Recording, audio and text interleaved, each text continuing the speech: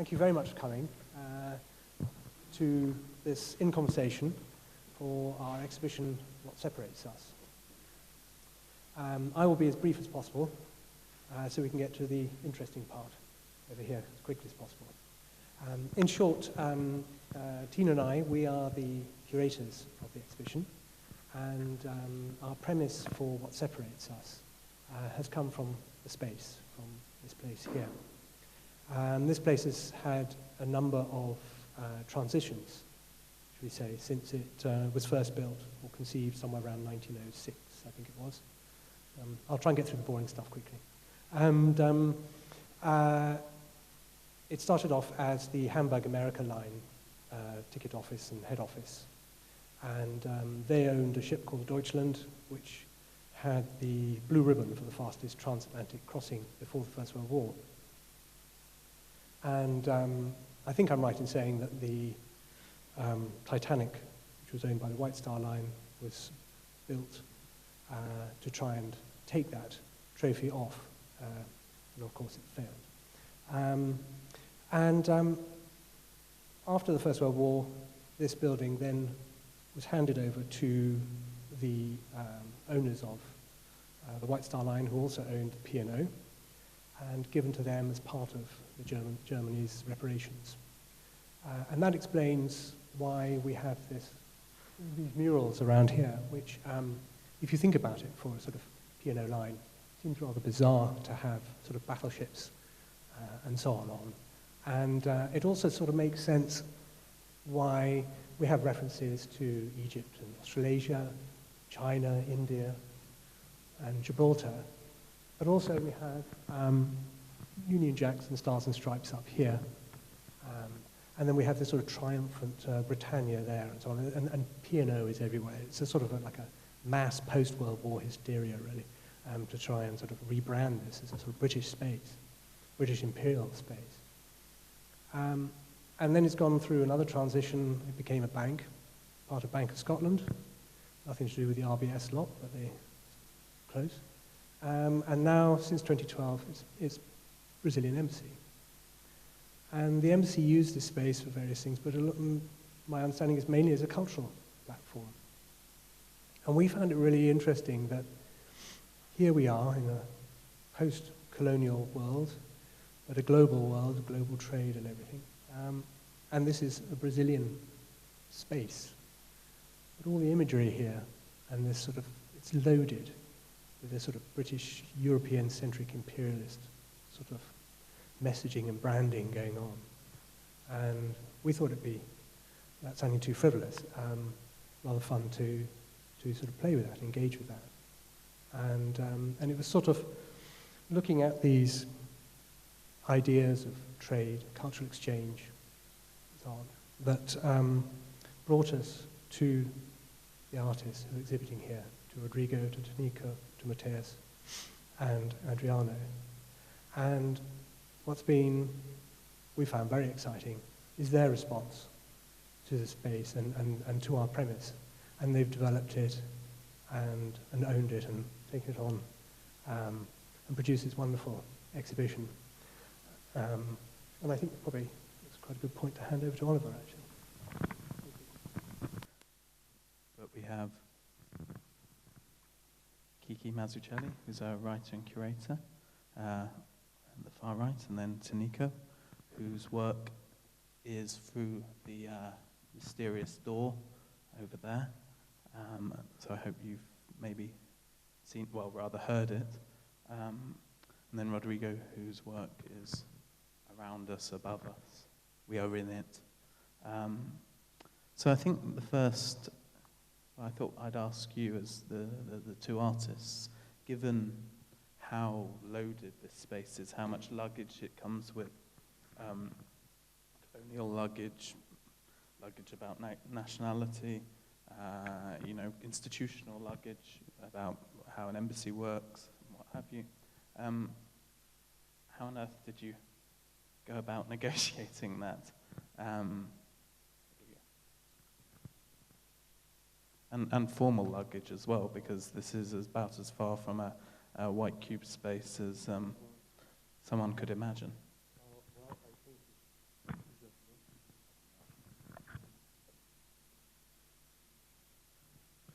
Well, I think in my case, the biggest negotiation was actually with the real space and real conditions. Like, the project came very straightforward. I mean, when I first entered to the room, the thing that called my attention the most was really the tracking lights and how could I work with this element that doesn't correspond to the real time of the room, but a time that belongs to our contemporaneity. And then was a matter of selecting this and selecting that. But back again to the space issue, to me, what in terms of nationality and countries and whatever, what calls my attention the most is the fact that this place is more than a venue. It's not only a venue. Of course, I mean, we are displaying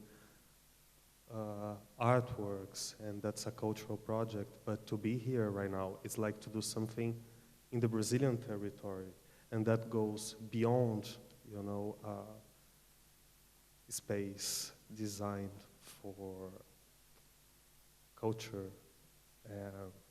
especially in a moment where we are going through for such a political turmoil in the country.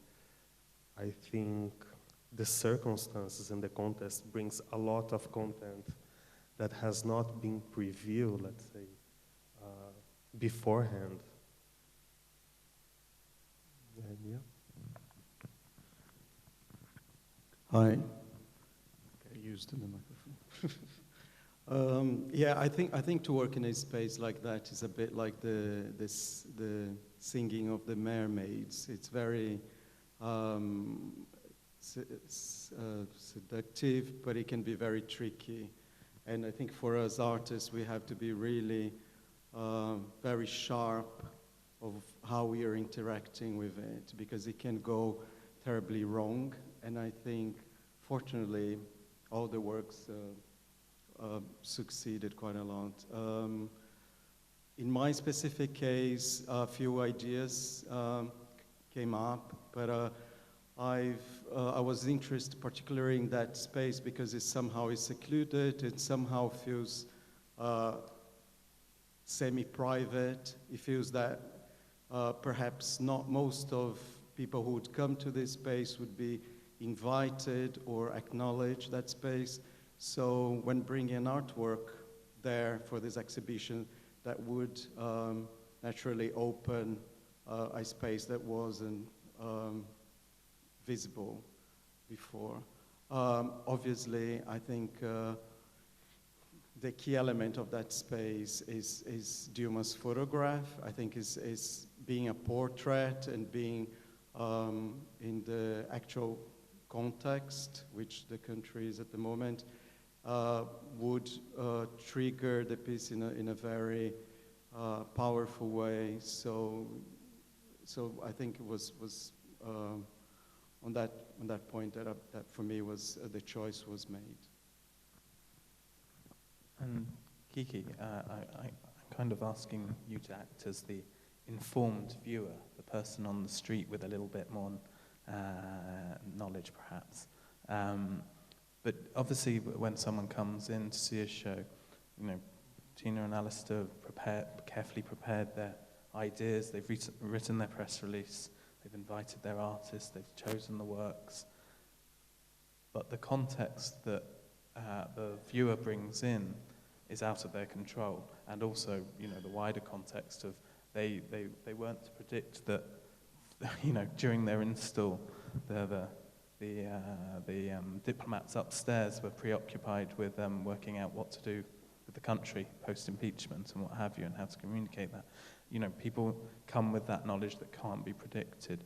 How do you think, as a viewer, like walking around this show, outside events have affected it, could affect it, and in general, how, like, you know, how is art has to weather the elements, I suppose, that curators can't control?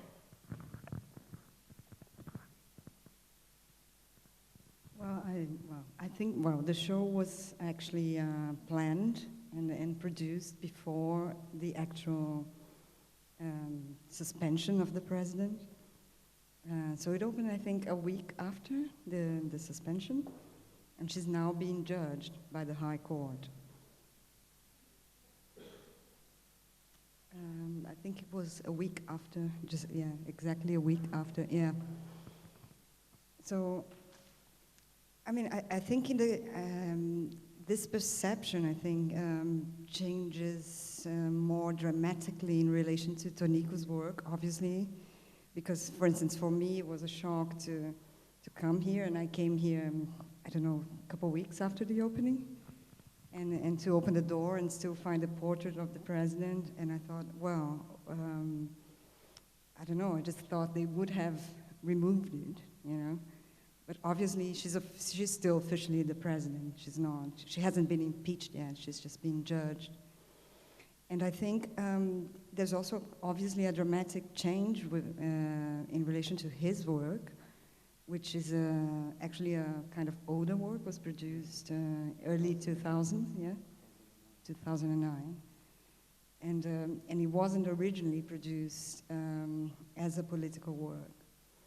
But what I find quite interesting, because it's, you know, it's a sound work, and I don't know if everybody's been in the room yet, but Toniko recorded a singer whistling a song called Desafinado, which is one of the greatest bossa nova anthems. And bossa nova is very much associated to a period of political life in Brazil, of modernization. It was like more or less coincided with the Juscelino Kubitschek years, and he was even nicknamed the Bossa Nova president.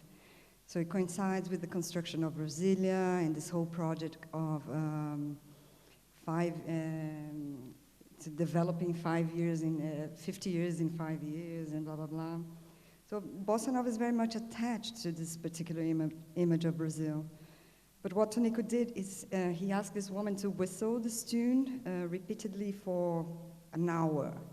So by the end of it, she's kind of losing her breath, and the tune is breaking up. And so the section that he uses coincides with the kind of original length, the length of the original recording. But you can hear her like struggling to catch her breath. And so it's a kind of broken bossa nova. So when you get into this room and you listen to this broken tune, and then within this situation of political turmoil and looking at this portrait, it's quite. I mean, I think it's quite affecting.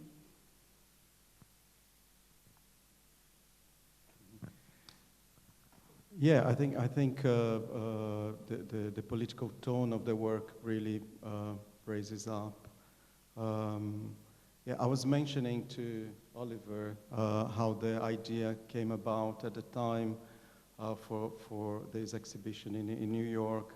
So there was different inspirations for that, and one of them was a busker that I've met at the time, and he is still to this day whistling in Chancery Lane and Green Park. He's a blind man called Mark.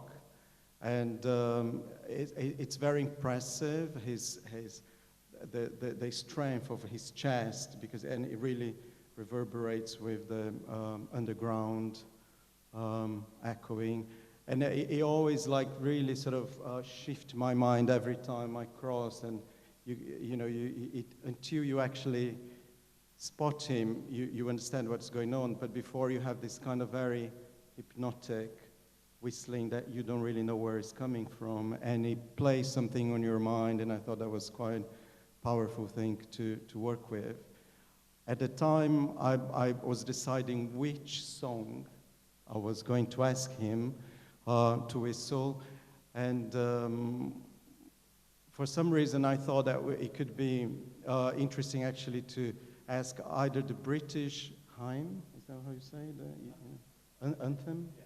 Anthem, the British anthem, or the Brazilian anthem, or both. So he did that cross my mind. But at the end, someone, when I was working on the piece, mentioned this Brazilian singer who also had some sight disability, which I thought that was quite a coincidence. And that's why we talk about, we make that reference to the film of Fritz Lang.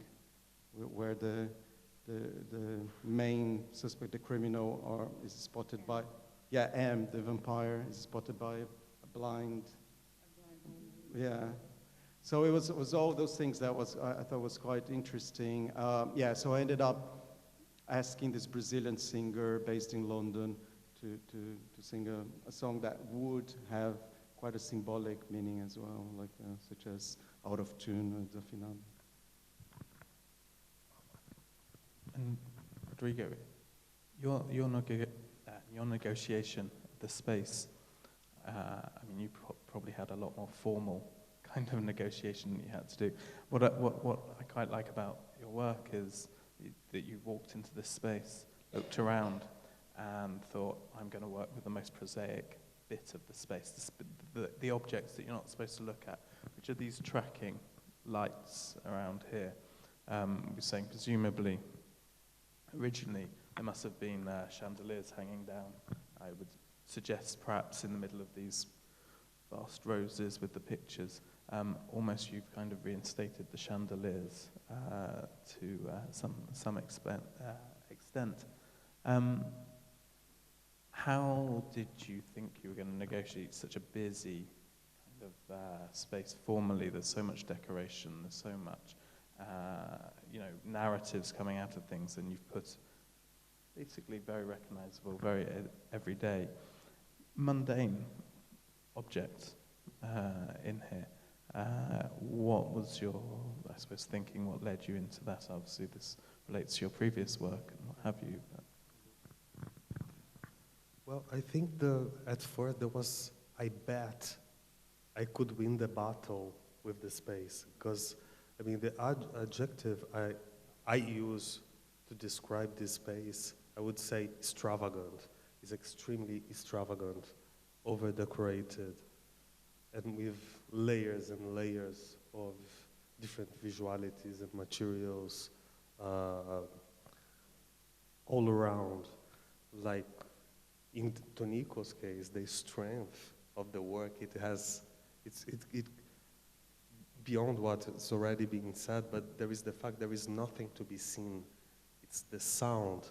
So that's a kind of a very well succeed negotiation.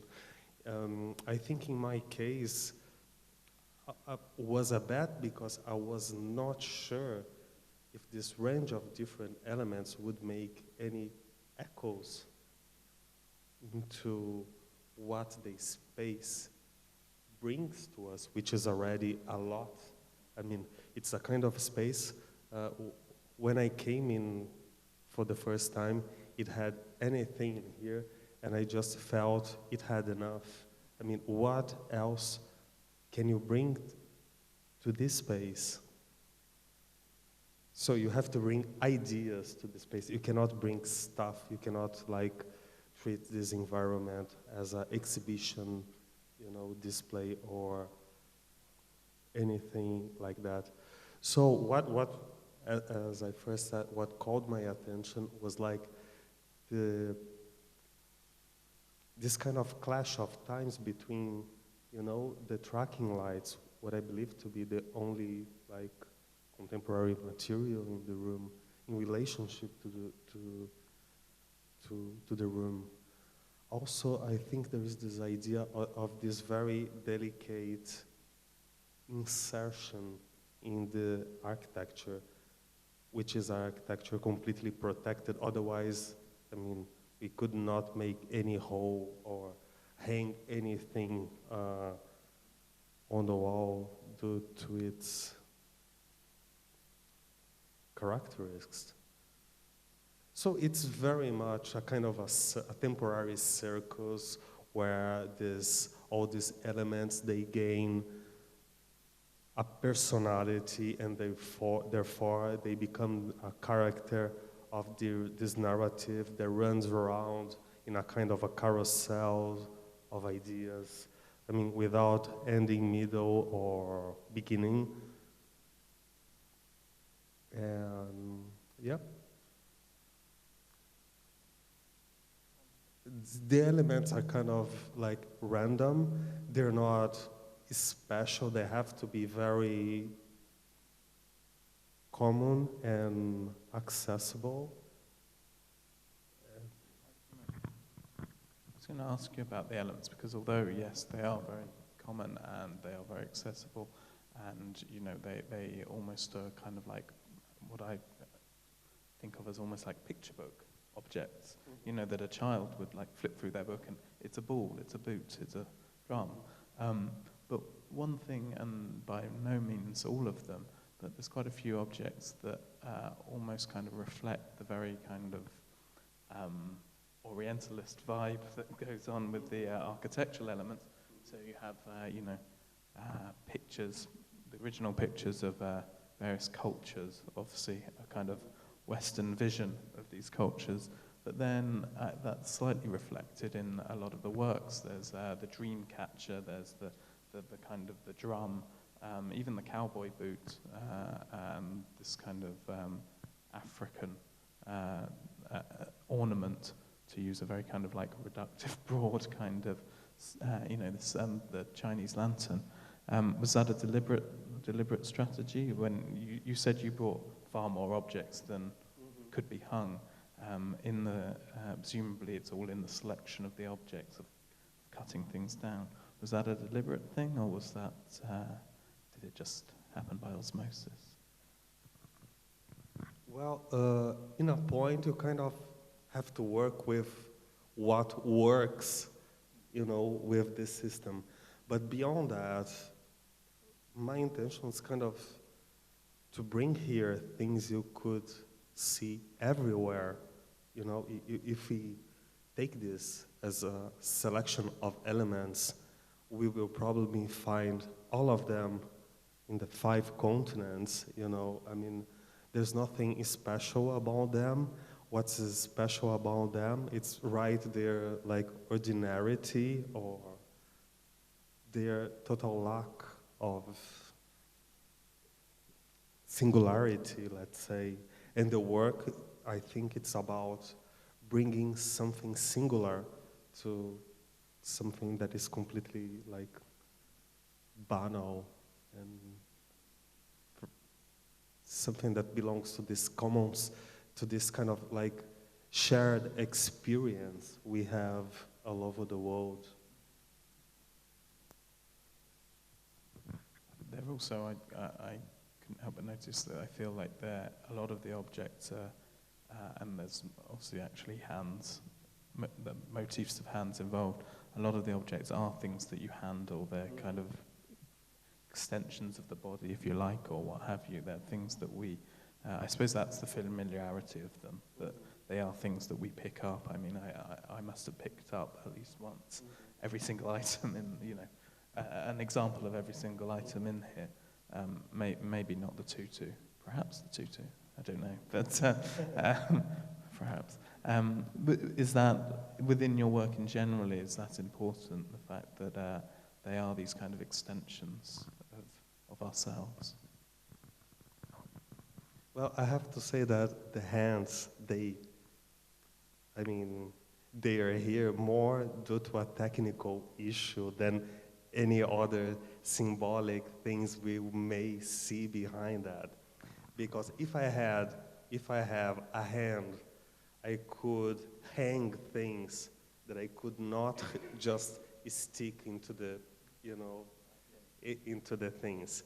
So with hands, I could have like bags, tools, you know, an entire range of elements that I could not just attach, you know, to the steams falling from the ceiling.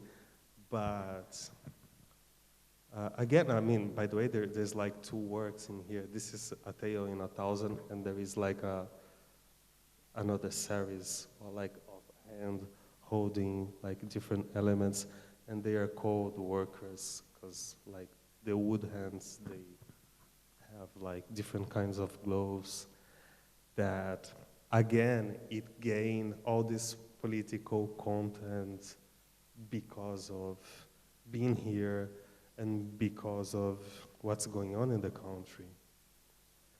So I could say that this work somehow is a kind of accident, you know, because it brought together things that were not supposed to be together, and also brought together like content that in normal circumstances would not be together. And also I really see this as more like a performance than an installation, due to its like narrative and different ways of, you know, attaching elements that are not supposed to be in this circumstance, but they are in here. I should possibly say I don't really want to talk for them whilst they're not here, but is a kind of performative strand running through a lot of the works, I think. Obviously, there's Adriano's T-shirts that one can buy, they're £10 to get them afterwards. That's a kind of method of performance. Then there's Matthias's photographs, which they're basically, it's a story of this meat was condemned, a shipment of meat was condemned, it was buried, but then the local people saw that it was buried and dug it up. So actually the photographs are kind of pictures of meat on this very red ground. And that process of digging it up was a kind of performance as well. But we can't really talk for them. We can't talk behind their backs. What I wanted to ask is, you know, there's a very good and well-founded reluctance, I suppose, to do nationality-focused or geographically focused shows. And I think credit to you guys that obviously we're in the Brazil embassies. It wasn't, as you said, wasn't going to be anything else. But credit to you guys that you've produced a show that's showing Brazilian artists, but isn't reductive, isn't just like brought down to Brazilianness. Have the space, obviously, kind of. I mean, this is perhaps a space that's almost more Brazilian than Brazil. This is like literally Brazilian land. How did you suddenly feel a Brazilianness to your work that you perhaps don't normally, I would imagine? I doubt you normally walk around making Brazilian art. And Kiki, how did you kind of negotiate that space? How do you, perhaps we could just discuss the merits of geographically or nationality locating art.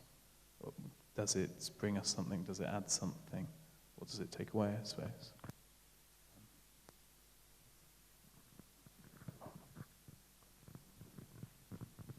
Well, I think Brazil was, for a while, it was more connected to kind of nationality-based exhibitions.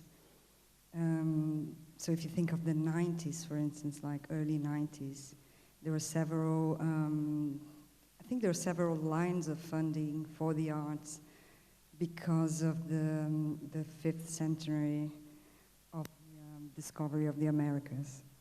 But these shows were mainly, they had like a Latin American scope. So there are several exhibitions in America and in Europe at the time where Brazil featured internationally as part of the kind of a larger Latin American bloc. And then at the same time, the people who are now considered like masters of Brazilian art, like Oiticica and Lydia Clark, had solo shows that traveled to several institutions, also like in the US and in America. And I think by the beginning of the 2000s, you start to have like quite a few Brazil-based exhibitions, especially, as the country was going through this more like stable period of, economic stability, and the international media seemed to be more interested in like, okay, so what's going on in this country, like in the whole BRICS thing. But I think compared to other BRIC countries, for instance, I mean, I'm not going to talk about Russia because Russia is a different case, but if you think of China and India, these are countries that you know, it probably didn't have a contemporary art scene until the 90s. And Brazil is obviously different. And I mean, for me as a curator and writer working here, it's always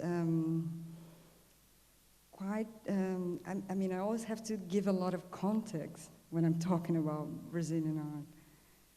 And, but I think things are changing dramatically. Like since I moved to this country in 2000, people didn't know anything about Brazilian art. And I don't think it's changing in relation to Brazilian art only. I think the whole art world became much more internationalized over the past decade with the art fairs and the biennials. And so I think for artists, it's not, like nationality is not a very useful concept. You know, I don't think artists really want to their work to be read within some kind of, you know, like nationalistic view.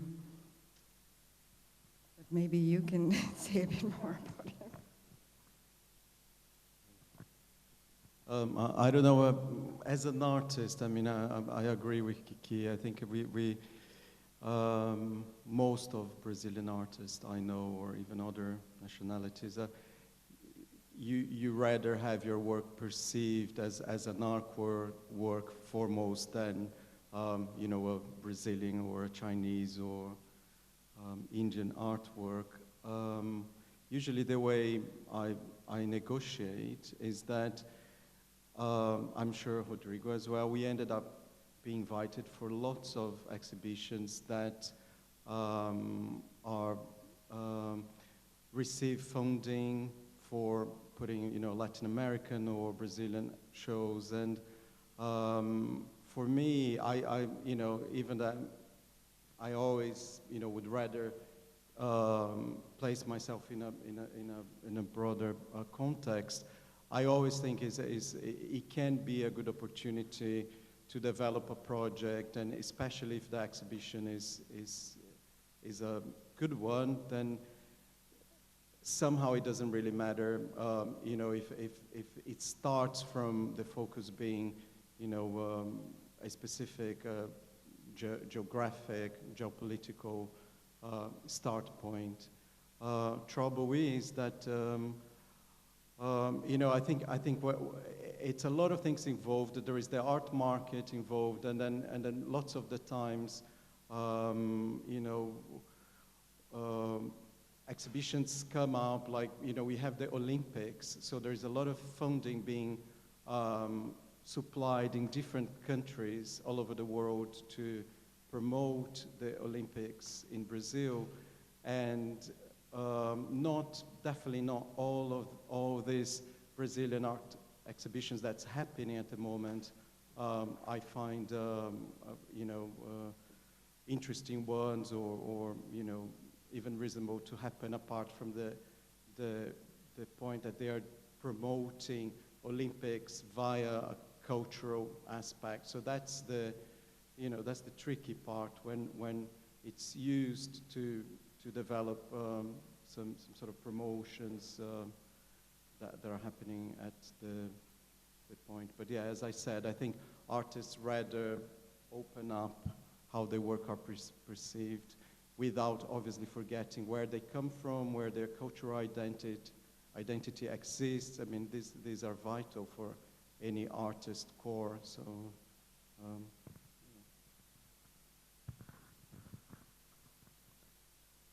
yeah, like in terms of nationality, like the Brazilian label is something that we will always carry. Like sometimes it will be stronger, sometimes it will not be so relevant. Due to the contest. I think the last years we had like a big peak of Brazilian art shows everywhere. It's not as, is it? Well, it was kind of in parallel to the World Cup. And now we are having again some, but not as much as before, because we are housing Olympic Games, and because of the economy is not as strong as it used to be like 2, 3, or 4 years ago. what else can I say about that? I suppose it's interesting you say, of course, that to some extent you'll always be a Brazilian artist, but that's basically that's a post-colonial or colonial hangover, right? That, you know, it's rare that people put on British art shows. I mean, I suspect perhaps actually embassies are the one place they possibly do is in British embassies abroad. But you know, it's the newer countries, that is, newer economies that are funding that fund the distribution of art that get given these labels, and that's what I think is a credit to this show, is that it's, of all the places that you would likely to find a Brazilian art show, this is possible, you know, within this context it possibly is, but what you guys have done is not made a Brazilian art show. You've made a show about, you know, about crossings, about going across borders, about traveling, I suppose, taking one thing out of one context in another.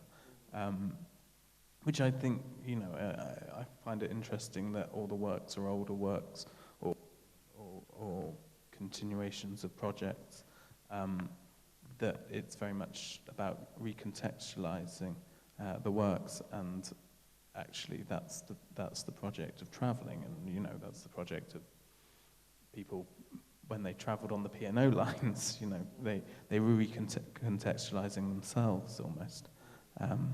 So yeah, I mean, I don't know if you guys wanted to talk about that at all, or no, you're the silent spectators. But I suppose the question of you know, traveling and how things. No, it's funny because I don't see this show as a normal Brazilian art show. I mean, we cannot put this show in the same bag of what's going on, like in Holland at the moment, or like a panoramic Brazilian art show. I think this is a very specific circumstance. I don't think that's, you correct me if I'm wrong, but I think the idea of promoting a show here came first from the space and after the nationality as the frame you could not run away from, right? So in this way, I think they did a selection that was much based on artists that were already working in London or live here or either have a representation here, which is completely different than the Brazilian art shows we've been seeing everywhere. Like,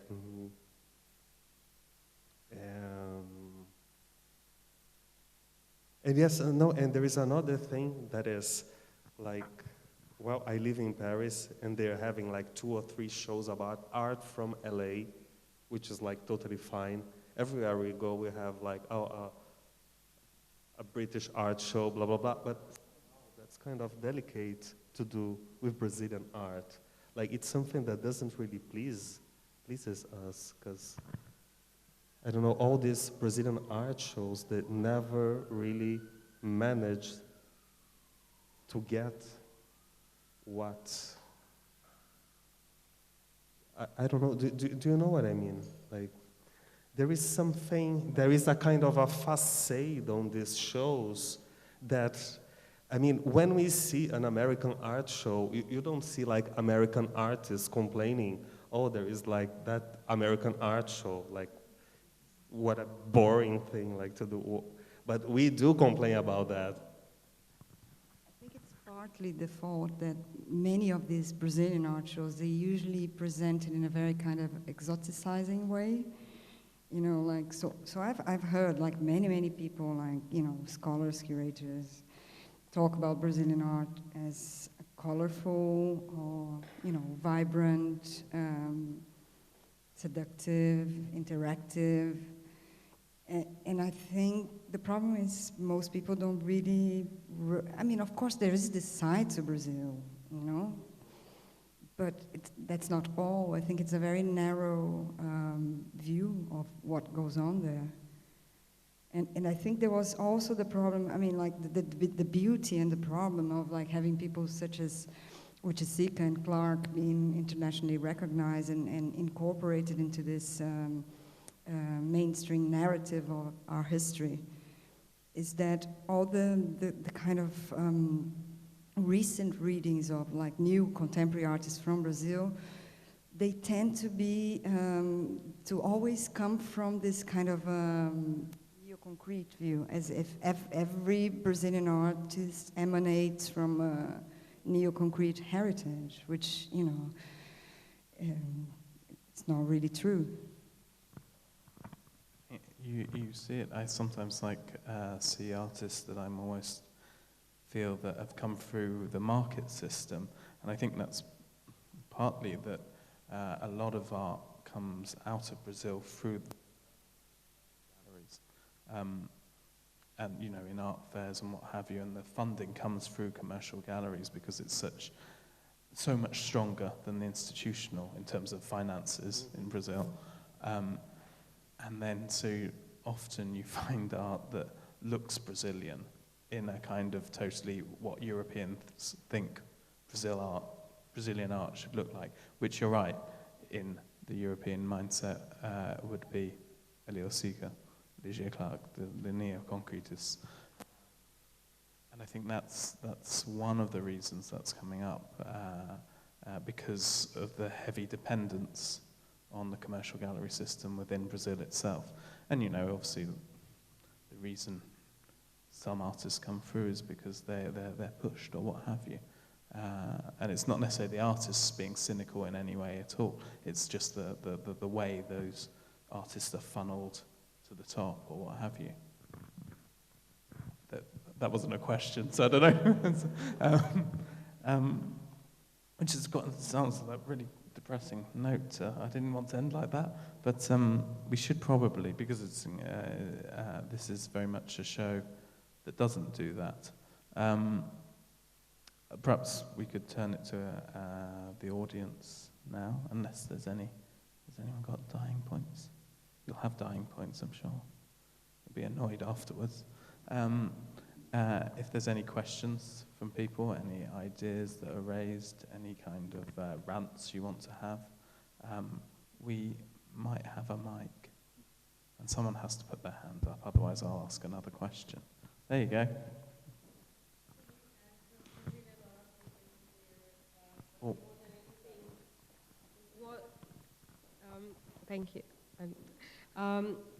I don't know, with examples with Tonico work that was made in 2009, more than anything, okay, there is color sometimes, or there is absence of color, but sometimes there is a platform, and there is the time that an artist creates a work, and most of the times he cannot control after it's there in the world how it's going to develop, what is going to be made out of it. You guys, for example, I think with Rodrigo as well, the context of this became very different after the impeachment, and I think the whole show became different. Let's say there was a total ignorance of the impeachment, and then the impeachment happened or not. It's just the sort of transition that I would like to talk about, or for you guys to talk about, where sometimes is there a responsibility, or there is not, there is a lack of control. I think I just would like to know what you guys think, because you can't help but produce, to think and make, being an artist. And then there is a world, there is time, there is a space. Mm-hmm. So where do you lie there? What do you do with it? And then criticism comes in. Oh, you've done color. Oh, you've done geometrical things. Oh, you've done a piece that can become this, depending on... You don't know. You don't know. You can't help it but make it. And there is a sense of urgency. Mm-hmm. And sometimes... It's also the idea of, like, you know, the losing control of your work once it goes out of the studio. And that could be something as drastic as an impeachment process. It could also be that I've come to see the show and my feet's aching and it's raining and I'm like in a bad mood. You know, you can't control how the visitor exchanges. I suppose what's your feelings? How does it feel to lose control? I think to control, it's about having that in the studio. Once it's out, of course, you can establish limits, but you lose control. It's like not be yours anymore. And it will be a negotiation, again, to who is going to get it, where it's going to be, how it's going to be. Can I do that somewhere else? I don't think so. Is that a way of controlling what I did? Maybe. And if I die, can like that be reinvented somewhere else? Like,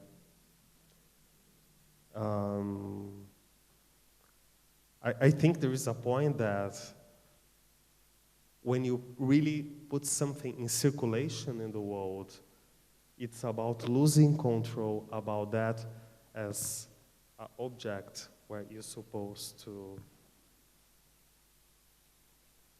you know what I mean? Yeah, I mean, personally for me, that's part of the fun, to not have total control of the works. I actually use that on my behalf. Some of works I do, I don't actually complete them until they're out there for the public, and it's really challenge. It really freaks me out, but at the same time, it gives me the sort of motivation to carry on. I need that kind of adrenaline, if you wish.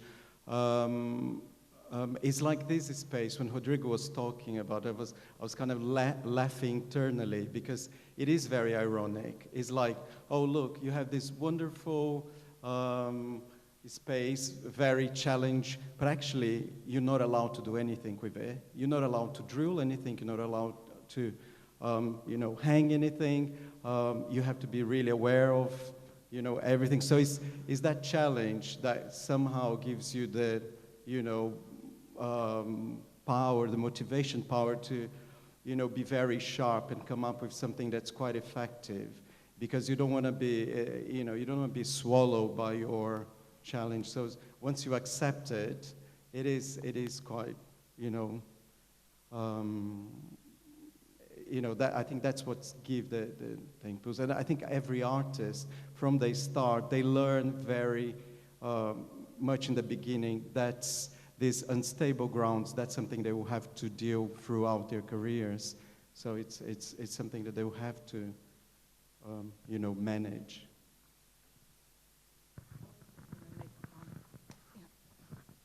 Because I think your question was, you mentioned more specifically the current political situation in Brazil. And I was talking to Mateus, who's in the exhibition, but is not here today, about a work that he showed in São Paulo. Maybe you've seen it, at Mendes Wood, about the stones, like throw the first stone. And it's a work that is based on a biblical passage, like about throwing the first stone. And then he asked the members of the public to collect a stone from the street and then exchange it for one of the stones that he had in the exhibition space. And he was actually saying that the meaning of the work for him was much broader than something directly related to the political situation in Brazil, where people were very kind of, there was violence in the air, like people were very much against each other. But then in that particular context, in that political moment, it became about that, which, wasn't his intention at all. Any other questions? No, very silent, very contemplative. Okay, well, thank you very much, guys. Congratulations. Maybe we'll finish it there. You have to go and vote, some people. If you can, go out and vote. And that's about it, really. Thank you. Talking of borders and what have you. Thank you.